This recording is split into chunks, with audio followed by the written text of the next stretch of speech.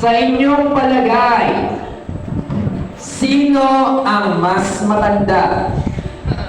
Tandang pananong o tandang pandamdam at bakit? Ulitin ko ang tanong. Sa inyong palagay, sino ang mas matanda? Ang tandang pananong o tandang pandamdam at bakit? Basta alam ko, yung katabi ko mas matanda siya.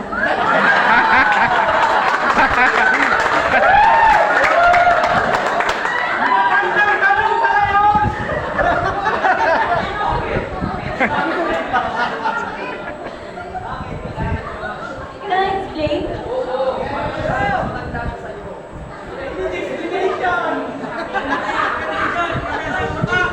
Mas matanda siya sa akin kasi pinanganak lang ako kailan pa.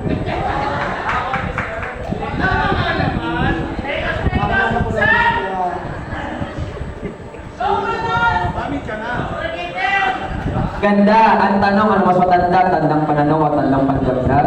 Ang pinakamatanda, yung katabi niya daw. So, thank you so much. Baba na po kayo. Next contestant, contestant number 2. Wow, naka-shape. Usapan ha. Wala kang ganito. O, pili po kayo from 2 to 5. Number 3. At makinig na mabuti. Ito ang tanong. Sa tingin ninyo, sino ba dapat ang may karapatang masaktan? Ang taong iniwan o yung taong iwan?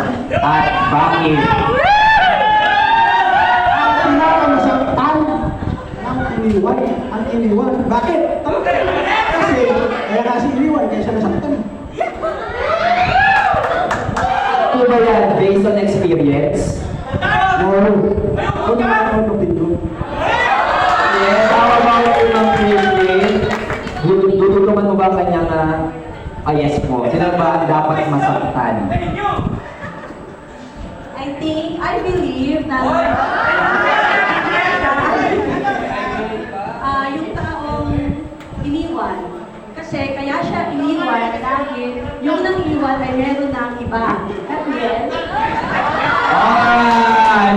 Thank you so much! Next pair.